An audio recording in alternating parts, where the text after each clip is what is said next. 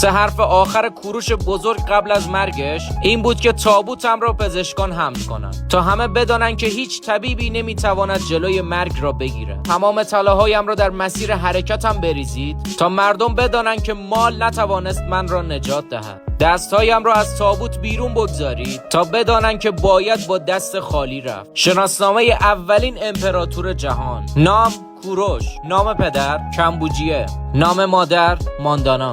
نام همسر کاساندان. نام فرزندان کمبوجیه دوم، بردیا و آتوسا. زادگاه انشان، دودمان، هخامنش. آرامگاه پاسارگاد و 30 سال حکومت بر 2/3 کره زمین. کوروش،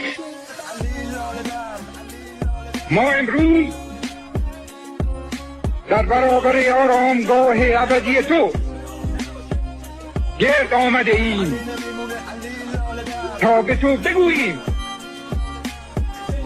آسوده بخواب، زیرا که ما بیدار ادامه داریم برای امروز، برای فردا، بدون ترس از بیان ترسا. توان ایستادگی، توان فریاد، با تمام وجودمون، تمام زخما ما ادامه